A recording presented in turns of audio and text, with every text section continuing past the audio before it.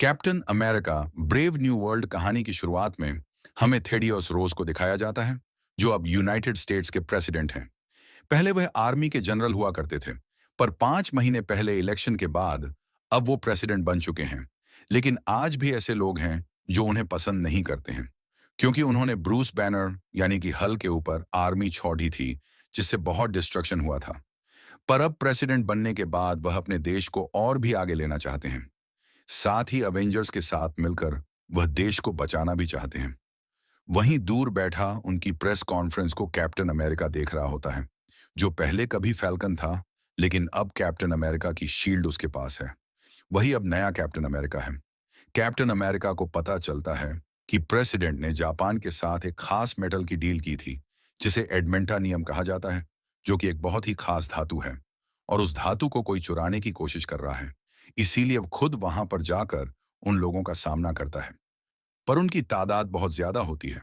इसीलिए उसकी मदद करने के लिए उसका साथी, जिसका नाम टोरस है, वह आ जाता है। दरअसल टोरस अब नया फैल्कन है, क्योंकि जिस तरह से पुराने कैप्टन अमेरिका ने जब अपनी शील्ड फैल्कन को यानी कि विल्सन को दी, तो वह नया कैप्टन अमेरिका बन गया। उसी तरह से विल्सन ने जो पहले फल्कन था, उसने अपने सूट को यूएस एयरफोर्स के एक सोल्जर को दिया, जिसके बाद वह नया फैल्कन बन गया। और अब फैल्कन की मदद से कैप्टन अमेरिका उस खास तरह के मेटल को चोरी होने से बचा लेता है। कैप्टन अमेरिका फैल्कन से बहुत खुश होता है। वह चाहता है कि वह अपनी स्किल्स को और भी अच्छा करे। इसीलिए वह उसे एक पुराने वेटरन के पास ले जाता है, जिसका नाम ब्रैडली है। ब्रैडली ने कई वॉर्स लड़ी हैं, साथ ही उसके ऊपर 30 सालों तक एक्सपेरिमेंट किए गए हैं, और अब वो एक सुपर सोल्जर बन चुका है। ब्रैडली के ऊपर यूएस गवर्नमेंट ने और थड़ियम किए थे, जो कि अब नया प्रेसिडेंट है। इसीलिए वो नए प्रेसिडेंट को बिल्कुल पसंद नहीं करता, और जब उसे पता चलता है कि फल्कन ने उनके लिए एक मिशन किया है, तो फल्कन से बिल्कुल खुश नहीं होता। और तभी कैप्टन अमेरिका को प्रेसिडेंट का कॉल आता है, जो कहता है कि मैं चाहता हूं कि तुम व्हाइट हाउस में मुझसे मिलने के लिए आओ, अपने साथ फल्कन को भी लाना। पर वो कहता है कि मैं एक ही शर्त पर आऊंगा, अगर तुम बेडली को भी मेरे साथ आने की अनुमति दो। थेडियस रोज यानी कि प्रेसिडेंट उसकी शर्त मान जाते हैं। अगले दिन अपने साथ वो उन दोनों को लेकर व्हाइट हाउस पहुंच जाता है, जहां पर दुनिया के बड़े बड़े लोग आए होते हैं। और जब सब एक दूसरे से बातें करने में बिजी होते हैं, तभी प्रेसिडेंट कैप्टन अमेरिका को यानी कि सैम विल्सन को अपने साथ ले जाते हैं और कहते हैं कि मैं चाहता हूं कि एक बार फिर से अवेंजर्स की टीम बने। यह सुनकर सैम विल्सन यानी कि कैप्टन अमेरिका हैरान हो जाता है। वह कहता है कि आप इसके खिलाफ थे, आपने सबसे एग्रीमेंट साइन करवाया था। लेकिन अब प्रेसिडेंट को एहसास हो चुका है कि इस दुनिया को बचाने के लिए अवेंजर्स की जरूरत है। इसीलिए एक बार फिर से वह अवेंजर्स की टीम का गठन करना चाहते हैं। कैप्टन अमेरिका कहता है कि अगर हमारे बीच में डिफरेंसेस पैदा हुए तो क्या होगा। वह कहते हैं कि इसका कोई ना कोई रास्ता जरूर निकल जाएगा। इसके बाद वो मीटिंग में चले जाते हैं, जहां पर दुनिया के बड़े बड़े लीडर्स हैं। उन सबको वह उस नए मेटल को इंट्रोड्यूस करते हैं, जिसका नाम एडमेंटम है। वो सबको बताते हैं कि इंडियन ओशियन में जो सेलेटिन आइलैंड है, वहां पर हमें एक खास तरह का मेटल मिला है। मैं चाहता हूं कि इस मेटल का हर एक देश को फायदा मिले, पर हमें एक एग्रीमेंट पर साइन करना होगा। वहां पर एक खास तरह का म्यूजिक बज रहा होता है, जिससे ब्रैडली, जो कि फैल्कन का अब नया टीचर है, उसे और 4 और सिक्योरिटी ऑफिसर्स को कुछ होने लगता है, जिसके बाद वह प्रेसिडेंट के ऊपर गोलियां चला देते हैं। प्रेसिडेंट की किस्मत अच्छी होती है कि वह बच जाते हैं। ब्रैडली को रोकने की कोशिश करते हैं, पर उसे रोकना इतना आसान नहीं है। इसीलिए वो कैप्टन अमेरिका को धक्का देकर बाहर निकल जाता है, जहां पर यूएस आर्मी उसे गिरफ्तार कर लेती है, क्योंकि उसने प्रेसिडेंट के ऊपर गोलियां चलाई, उन्हें मारने की कोशिश की। लेकिन कैप्टन अमेरिका को अच्छे से पता है कि ब्रैडली के साथ कुछ ना कुछ गलत हुआ है। इसीलिए वो प्रेसिडेंट थे डीएस रोज के पास जाता है, उन्हें समझाने की कोशिश करता है। वहां पर उनकी असिस्टेंट भी होती है, जो कि ब्लैक विडो है। कैप्टन अमेरिका प्रेसिडेंट को समझाने की कोशिश करता है कि ब्रैडली बेगुनाह है, वो ऐसा नहीं कर सकता। जरूर इसके पीछे कुछ ना कुछ कारण है। मैं इस केस को इन्वेस्टिगेट करना चाहता हूं। पर प्रेसिडेंट साफ साफ मना कर देते हैं। वो कहते हैं कि वह तुम्हारा दोस्त है, तुम उसे बचाने के लिए कोई भी कहानी बना सकते हो।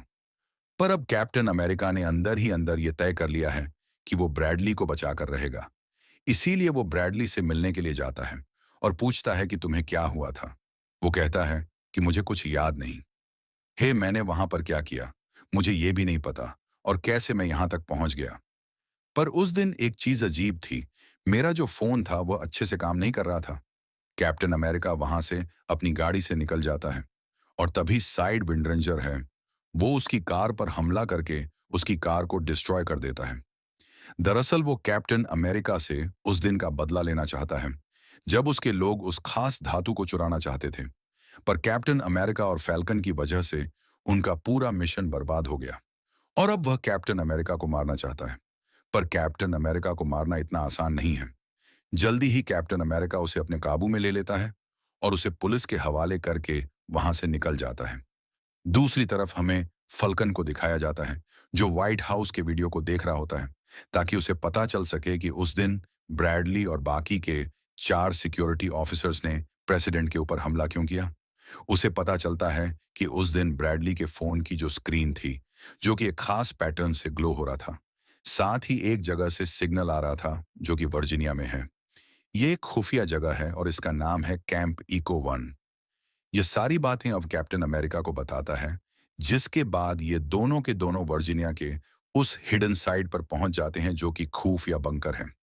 और जब ये उसके अंदर जाते हैं तो इन्हें वहां पर सैमुअल मिलता है, जिसे हमने इनक्रेडिबल हल्क में देखा था, जो कि एक बायोलॉजिस्ट है जो हल्क के ब्लड से कंटेमिनेटेड हो गया था क्योंकि हल्का ब्लड उसकी चोट पर गिर गया था, जिसके बाद उसके अंदर सोचने की असीम शक्तियां आ गईं। यहां तक कि वह भविष्य तक को प्रिडिक्ट कर सकता है। वह बताता है कि मुझे यहां पर डीएस रोज ने, जो कि अब प्रेसिडेंट है, उसने कई सालों से कैद करके रखा हुआ है। वह मेरी मदद से हल्क जैसे और भी सुपर सोल्जर बनाना चाहते थे। जब उन्होंने देखा कि एक अकेले हल्क ने कितनी तबाही मचाई, तो उन्होंने उस प्रोजेक्ट को बंद कर दिया, जिसके बाद में उनके किसी काम का नहीं रहा। वह मुझे जेल में काल कोठरी में कैद करना चाहते थे। मैंने उन्हें कहा कि मैं फ्यूचर को प्रिडिक्ट कर सकता हूं। मेरी मदद से आप पॉलिटिक्स में बहुत अच्छा कर सकते हैं। उन्होंने मेरे इस प्रस्ताव को स्वीकार किया, जिसके बदले उन्होंने मुझे लैब दी और आज मेरी वजह से वह यूएस के प्रेसिडेंट बन गए हैं। साथ ही मेरी दवाओं से आज तक वह जिंदा हैं। मैंने उनके लिए खास तरह की दवाई बनाई। उन्होंने मुझसे वादा किया था कि जब वह प्रेसिडेंट बन जाएंगे तो मुझे छोड़ देंगे, लेकिन एक बार फिर से उन्होंने मेरे साथ धोखा दिया। उन्होंने मुझे लैब दी जहां पर मैं कई सालों से एक्सपेरिमेंट कर रहा था, और जब मुझे पता चला कि मुझे यहां से कभी आजाद नहीं करेंगे, तो मैंने जब व्हाइट हाउस में पार्टी चल रही थी तो ब्रैडली और 4 और लोगों के मोबाइल पर खास लाइट के पैटर्न को भेजा और वह पूरी तरह से मेरे कंट्रोल में आ गए।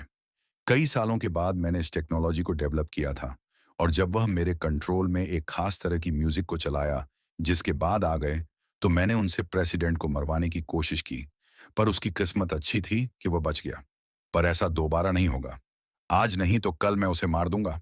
सैमुअल को पता होता है कि कैप्टन अमेरिका और फैल्कन उसे पकड़ने के लिए यहां पर आए हैं।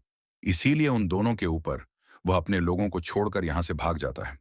इनकी मदद के लिए यहाँ पे ब्लैक विडो भी आ जाती है, जो कि प्रेसिडेंट की असिस्टेंट है। उसे समझ में आ चुका है कि कैप्टन अमेरिका सही है, ब्रैडली बेकसूर है। इसीलिए फेल्कन और कैप्टन अमेरिका की मदद करता है। ये तीनों के तीनों यहाँ से निकल जाते हैं। वहीं सेमुल जापान के प्राइम मिनिस्टर को इन्फॉर्म कर देता है कि तुम्हारी कंट्री से जो एडमेंटम चुराने की कोशिश की गई थी, उसमें यूएस के प्रेसिडेंट थेडियस रोज का हाथ था। उसने जानबूझकर वहां पर कैप्टन अमेरिका और फैल्कन को तुम्हारी मदद के लिए भेजा, ताकि पूरी दुनिया को यह लगे कि वह जापान की मदद कर रहा है।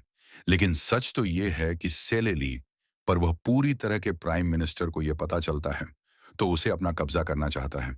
और जब जापान व सेलेटिन आइलैंड के आसपास अपनी वर्शिप्स को रवाना कर देते हैं ताकि वह पूरे के पूरे आइलैंड पर अपना कब्जा कर लें।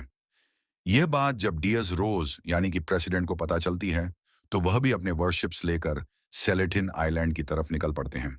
पूरी दुनिया में खबर फैल जाती है कि जापान और यूएसए के बीच में अब एक वॉर होने वाली है। कैप्टन अमेरिका और फैल्कन भी वहां पर पहुंच जाते हैं ताकि वो वॉर को रुकवा सकें। कैप्टन अमेरिका उस वर्शिप के अंदर जाता है जिसके अंदर प्रेसिडेंट हैं। वो उन्हें समझाने की कोशिश करता है। वहीं सैमुअल को दिखाया जाता है जो यूएस के 2 पायलट्स को अपने वश में कर लेता है और उन्हें जापान की वर्शिप के ऊपर हमला करने के लिए कहता है, और वह ऐसा ही करते हैं। इसके बाद जापान के फाइटर प्लेन्स भी आ जाते हैं। वो भी इनके ऊपर हमला करते हैं, जिसके बाद कैप्टन अमेरिका और फैल्कन दोनों के दोनों ऊपर हवा में उन्हें रोकने की कोशिश करते हैं। कैप्टन अमेरिका को पता है कि यह सब कुछ सैमुअल की वजह से हुआ है। उसने अमेरिकन पायलट्स को अपने वश में कर रखा है। इसीलिए वो उनके फाइटर प्लेन से उन दोनों को निकाल देता है। साथ ही अब जापान के प्राइम मिनिस्टर को कहता है कि यह हमला गलती से हुआ था।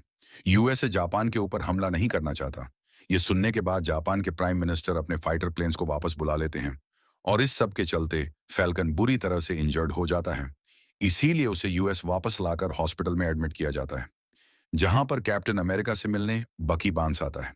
वो कहता है कि मैंने तुम्हारी फाइट के बारे में न्यूज में सुना था। दरअसल बकी बार्न्स अब पहले की तरह नहीं रहा। वो एक पॉलिटिशियन बन चुका है। वो सिर्फ यहाँ पर कैप्टन अमेरिका के हालचाल पूछने के लिए आया था। इसके बाद वहां से चला जाता है और अब सैमुअल कैप्टन अमेरिका से मिलने के लिए आता है।